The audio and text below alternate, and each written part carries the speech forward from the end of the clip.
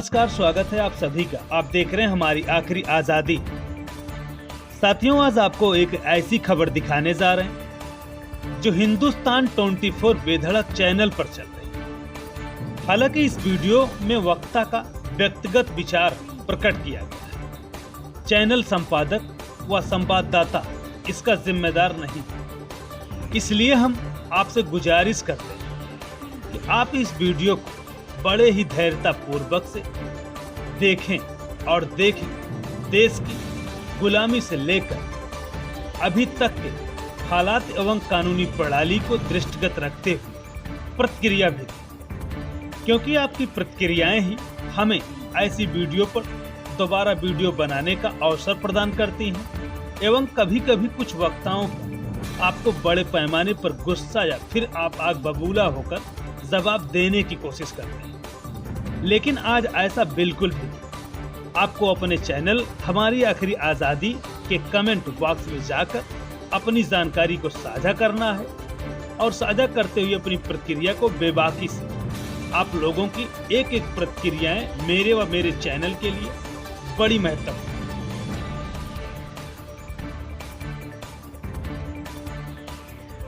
सबके साथ विपिन चौधरी। मेरठ की सरदना विधानसभा के गांव कालिंदी में दलित समाज की बारात पर पथराव हुआ और दलित समाज के लोगों को डीजे नहीं बजाने दिया गया। आरोप ठाकुर समाज पर लगा। जब भी डीजे की बात होती है या घुड़चढ़ी की बात होती है तो ठाकुर समाज के लोगों का नाम सामने आखिर क्यों आता है? इसके पीछे वजह क्या है? क्या यही वास्तविकता है या फिर ठाकुर समाज के लोगों को बदनाम किया जाता है? आप तस्वीरों में देख सकते हैं ठाकुर समाज के कुछ लोग इस समय हमारे साथ में मौजूद हैं और ताना राणा जी, शुरुआत हम आपसे करेंगे। जिस प्रकार से कालिंदी गांव में ये घटना सामने आई है, दलित समाज की बारात पर पथराव हुआ है और उन्हें डीजे नहीं बजाने दिया गया, ठाकुर समाज के लोगों पर आरोप है। तो ठाकुर समाज के लोगों को दलित समाज के लोगों से ईर्ष्या क्या है? क्यों उन्हें डीजे नहीं बजाने दिया जाता? क्यों उन्हें घुड़चढ़ी नहीं करने दी जाती और क्यों उन्हें घोड़े से उतार दिया जाता है? देखिए, ऐसी कोई बात नहीं है। वास्तविकता इससे बिल्कुल अलग है।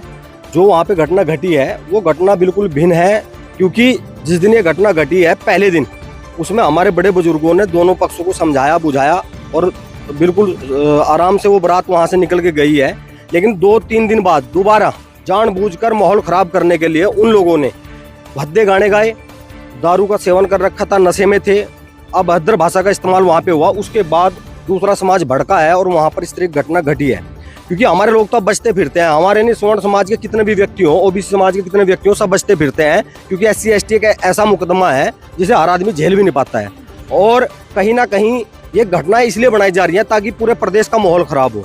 हमारा जो क्षेत्र है, हमारा नकुड़ क्षेत्र है, गंगो क्षेत्र है, हमारा देवबंद क्षेत्र है, हमारा पूरा जिला सहारनपुर, पूरा पश्चिम, कहीं कहीं आपको ये चीज़ें देखने को मिलती है। अगर ऐसा हो ताकि ठाकुर समाज वास्तव में ऐसा नहीं करने देता तो ये देख लीजिए आप, यहाँ क्या नाम, हरियाणा की जड़ से लेकर पूरे पश्चिम में और आगे पूरे पूर्वांचल में हमारा गढ़ है।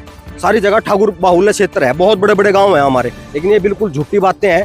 ठाकुर समाज ने कभी ऐसा नहीं किया। ठाकुर समाज के आप किसी भी गांव में जाइए, मैं सबकी छोड़ के मैं अपने बात बता रहा, मेरा गांव रायपुर है, नकुड़ तहसील में पड़ता है, आप पता कर लीजिएगा। बाबा ओम प्रकाश जी थे हमारे यहाँ पर, उनकी सारी जमीन जो बिल्कुल गाँव के गोरे की जो जमीन होती है, जितने भी हमारे यहाँ दलित समाज के लोग बसे हुए हैं आज, टोटल उनकी जगह में बसे हुए हैं। और उन लोगों को बसाया भी इन लोगों ने था। लेकिन ये आज ये जो राजनीति, जो इतनी घटिया राजनीति इस प्रदेश में हो रही है जाति के नाम पर, उसकी वजह से ये सब घटनाएं सामने आ रही हैं। वरना अगर आप गांव में ग्राउंड पर जाओगे, असलियत पता करोगे, जब भी दलित समाज की बेटी की शादी होती है तो ये ठाकुर समाज, ये क्षत्रिय समाज हमेशा तन मन धन से उनका सहयोग करता है। ये सिर्फ बातें भड़काने के लिए और राजनीति चमकाने के लिए हो जाती है। मतलब इस बात को तो आप भी स्वीकार कर रहे हैं कि कालिंदी गांव में वास्तव में दलित समाज की बारात पर पथराव हुआ है और वहां पर दलित समाज के लोगों को डीजे नहीं बजाने दिया गया? बिल्कुल, डीजे बज रहा था, डीजे से किसी को कोई आपत्ति नहीं थी। जिस टाइम ठाकुरों के मोहल्ले में वो लोग पहुंचे, वहां पर जाते ही जाटव का छोरा उठा ले जाओगे, जाटव ये कर देगा, भीम आर्मी ये कर देगी, मतलब नाचने के गाने नहीं है ना जी। ये तो गाने अपने आप को प्रेरणा के गाने मान रहे। भाई कौन कह रहा है कि आप लोगों के साथ ऐसा हुआ? इतिहास में कोई एक जगह तो बताएं। आप लोगों के लिए तो क्षत्रियों ने अपने सिर कटाए हैं। जब मुगलों से यहाँ युद्ध होते थे, कौन लड़ता था भाई? कौन सा दलित समाज लड़ रहा था? है किसी योद्धा का नाम, है किसी महापुरुष का नाम? ये ठाकुर समाज के व्यक्ति थे जो अपने सरों का बलिदान देकर अपनी तलवारों से सबकी रक्षा करते थे। लेकिन आज एक घटिया राजनीति के कारण इस समाज को बदनाम किया जा रहा है। और ईमानदारी से एक बात बताऊं आपको, आप पूरे देश का भ्रमण कीजिए, इस देश में अगर आपको कहीं भी दानकर्ता का नाम अगर मिलेगा तो हमारे समाज का मिलेगा। अगर इस देश में किसी महापुरुष का नाम आपको मिलेगा, हमारे समाज का मिलेगा। अगर इस देश में आपको किसी वीरता का कहीं कोई परिकाष्ठा लिखी मिलेगी तो हमारे समाज की मिलेगी। और खाली ये नहीं कह रहा कि मैं केवल महाराणा प्रताप, बप्पा राव, राणा संग्राम सिंह, हमारी महिलाओं ने भी, हंडी रानी हो, पद्मावती हो, रानी दुर्गावती हो, पता नहीं ऐसे लाखों उदाहरण है जिन्हें अगर मैं यहाँ बोलना शुरू करूंगा तो ये सूर्य अस्त हो जाएगा, उनके नाम नहीं खत्म होंगे। ये केवल एक राजनीति को, हमारे समाज को और लोगों से छिन्न भिन्न करने के लिए एक गंदी राजनीति के तहत ऐसा किया जा रहा है, वरना ऐसा कुछ है नहीं। राजपूत समाज के लोग अगर दलित बस्ती में जाकर डीजे बजाएं और इसी प्रकार के गीत बजाएं तो क्या दलितों को भी उन पर पथराव करना चाहिए और डीजे को बंद कर देना चाहिए? बिल्कुल। देखिए, अगर कोई किसी की भावनाओं के साथ छेड़खानी करे, चाहे वो राजपूत समाज हो, चाहे वो कोई भी समाज हो, हमेशा से उसका प्रतिकार होगा, क्योंकि अब राजतंत्र तो रहा नहीं है। अगर हम किसी के साथ गलत बात करेंगे, गलत व्यवहार करेंगे तो प्रतिकार करेगा। और प्रतिकार, मान लो मैं कहीं से प्रतिकार करूंगा, मैं डंडे से प्रतिकार करूंगा। अगर मेरे अंदर ताकत है, मेरे अंदर बल है, तो मैं अपने हाथ से प्रतिकार करूंगा। उनके पास तो डबल ताकत है। आज की डेट में वो अपने आप को बड़े बड़े योद्धाओं से जोड़ते हैं, अपने आप को ये बताते हैं कि भाई हम भी यहाँ राज कर सकते हैं। वो अपने आप को, दूसरी बात ये, कानून में मजबूत है। कानून ने इतने अधिकार उन लोगों को दे रखे हैं, उनको तो हाथ लगाने से भी डर लगता है आज की डेट में।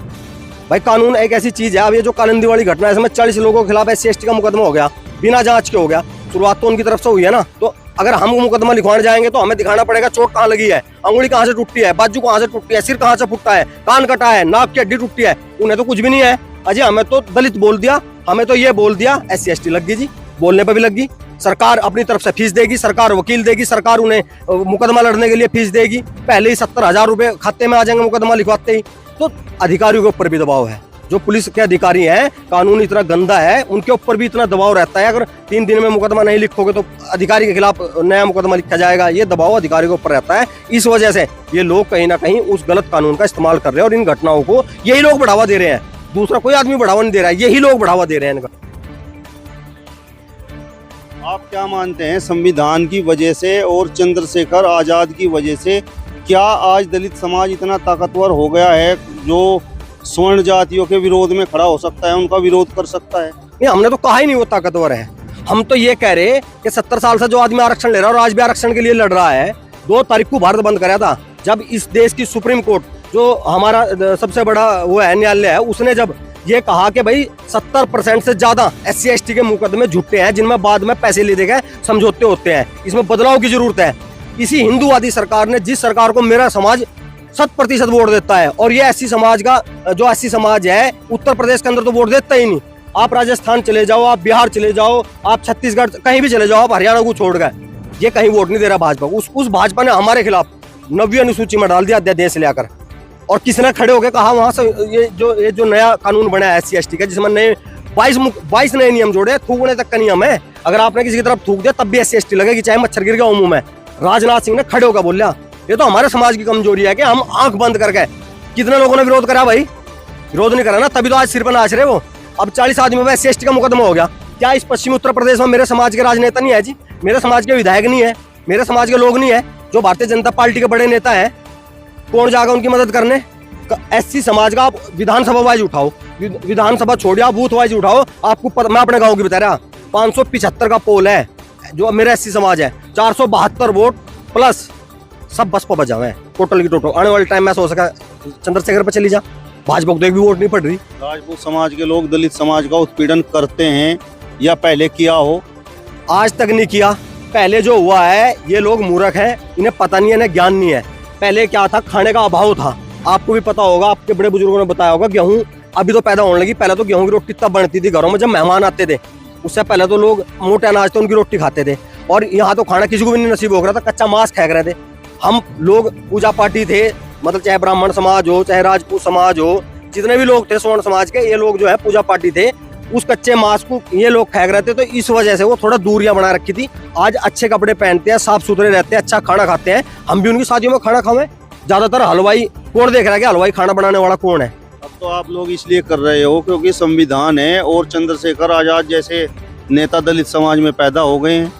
बिल्कुल गलत बात है भाई साहब। चंद्रशेखर तो अब पैदा हुआ है, नगीना सीट से लड़ा है, जहाँ पर बहुत ज्यादा वोट SC समाज का है और प्लस मुस्लिम समाज का है। कहीं और से लड़ो ना फिर पता लग जाएगा। दूसरी बात, अब नहीं हम करने लगे। मायावती जब इन पर मुख्यमंत्री रही तो हमारे समाज ने भी बहुत बड़ी संख्या में वोट दिया है। हमारे समाज के, ब्राह्मण समाज के, या आप ये कह लो कि जाट समाज, गुज्जर समाज, बहुत सारे लोगों ने समर्थन करा, बहुत सारे लोगों को उन्होंने टिकट दिए हैं, बहुत सारे लोग उनकी सरकार में मंत्री रहे हैं, विधायक रहे हैं।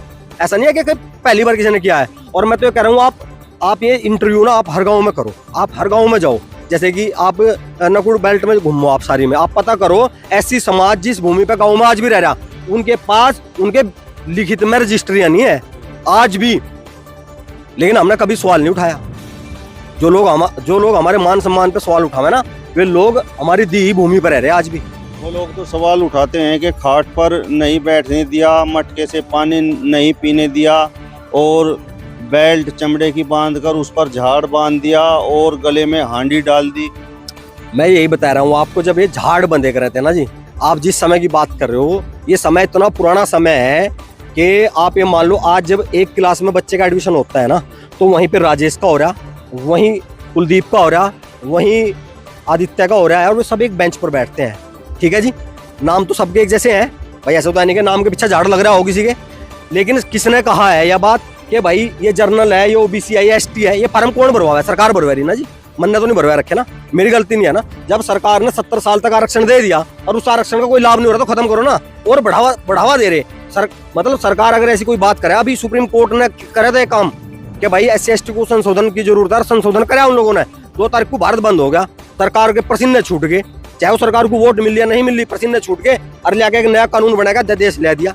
गलती किसकी? गलती मेरे समाज की है। जिस दिन वो इस विरोध में खड़े थे, अगले दिन समाज को पक्ष में खड़ा होना चाहिए था। खाली मेरे समाज को नहीं, इसमें जाट समाज आ गया, इसमें गुज्जर समाज आ गया, इसमें ब्राह्मण समाज आ गया, इसमें बनिया समाज आ गया, सब पे लगा भाई। SC को छोड़कर सब पे लगा है ना, ये तो सब पे लगा तो गलत कानून है।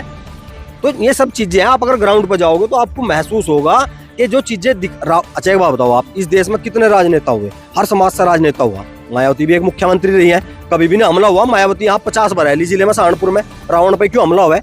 क्योंकि आज ही तो राजनीति कर रहा। यही बात है। चंद्रशेखर को सब आजाद कहते हैं, लेकिन राजपूत समाज के लोग चंद्रशेखर रावण कहते हैं। नहीं, हमने नहीं कहा है। उसका इंटरव्यू सुनो ना, आप उसका इंटरव्यू सुनो। उसने कहा है अपने आप को कि मेरा नाम ये है, क्योंकि वो नाम तो उसे जब तक जरूरत थी, जब तक वो फेमस नहीं हुआ, जब तक वो लोगों की नजरों में नहीं आया। अब लोगों की नजरों में आ गया, उसे पता है कि राजनीति करनी। राजनीति कैसे करोगे? 36 बिरादरी की, 36 बिरादरी। अभी सबसे ज्यादा हाथ किसके ऊपर रख रखा? अभी उन्होंने हाथ रखा गुज्जर समाज के ऊपर, बोला भाई इन्हें अपने साथ लगाओ, है ना। लेकिन आराम से फिर सबको साथ लगाओ। लेकिन जो कड़वे शब्द आपने बोल चुके हो ना किसी भी समाज के बारे में, वो आगे कांटों का काम करेंगे। कांटे चंद्रशेखर ने बो रखे, हमने नहीं बोए। चंद्रशेखर जहाँ रहता है वो भी राजपूत बेल्ट है, और उनके जो बुजुर्ग हैं, आप पता कर लीजिए, आप जाइए छोटपुर में पता करिए जाके कि इन लोगों का पालन पोषण कौन लोग करते थे। आज चंद्रशेखर के सांसद बनने से आपको खुशी हुई या जलन हुई? नहीं, हमें ना खुशी हुई ना जलन हुई, क्योंकि वो नगीना से चुनाव लड़ा, वहाँ सांसद बना। हमारे यहाँ चुनाव लड़ता, सांसद बन के दिखाता अगर हमारे यहाँ से लड़ता। क्योंकि मन ने क्या कहा आपसे, मान लो आप कोई चीज कह दो और वो किसी की भावनाओं से जुड़ जाए तो वो भूलनी नहीं जाती है। अगर वो हमारे महापुरुषों के बारे में, हमारे बारे में किसी भी। अच्छा एक बात बताओ, आप अभी आपने कलिंदी की बात करी है, मैं कल की बात करूं मथुरा की। मथुरा में अभी सेम ऐसे ही विवाद हुआ। ठीक है जी, लड़की किसकी थी? दलित समाज की। लड़के किसके थे? यादव समाज के। बात किसकी कर रहे? ठाकुरों की। भाई वहां तो ठाकुरों का कोई मामला नहीं था, आप पता कर लो, मीडिया में पता कर लो, अखबारों में पता कर लो, तो वहाँ क्या कारण है? वहाँ क्यों ठाकुरों का नाम ले रहा? भाई यादवों का नाम लेना वहाँ जाके। सबसे पहले ठाकुर हमला कर चुके हैं ना चंद्रशेखर आजाद पर। देखिए, मैंने आपको क्या कहा, जब आप किसी के मान सम्मान को ठेस पहुंचाओगे ना कोई तो सुरमा है, कोई ना कोई तो निकलेगा। मैं आपसे वही सवाल दोबारा कर रहा कि मायावती भी यहाँ रही है, यहाँ पे हमारे नकुड़ क्षेत्र में बहुत सारे दलित समाज के ऐसे लोग हैं जो बसपा में अच्छे पदों पर रहे हैं, किसी पे भी हमला नहीं हुआ। और आप ये देखो कि जब बसपा का राज था तो वहां पर जाके सब यही बोलते थे, मतलब यही शब्द बोलते थे, राम राम भी। जिस आदमी ने, चंद्रशेखर ने, आप ना 2 साल पुरानी वीडियो उठाओ, इसने भगवान श्री राम को, माता सीता को, इसने हमारे जितने भी मतलब देवी देवता हैं उनके बारे में क्या नहीं कहा। इन लोगों ने पूजा पद्धति बदलने की कोशिश करी, इन लोगों ने सारे जितने भी फोटो थी वे उतरवाने का काम करा। तो भाई भगवान के ऊपर भी अगर ऐसा करोगे तो उसका भुगतान कहीं ना कहीं करना पड़ेगा आपको। वीडियो पसंद आई हो तो लाइक शेयर कमेंट करें और सब्सक्राइब जरूर करें, ताकि ऐसे वीडियोज आप तक पहुंचे सबसे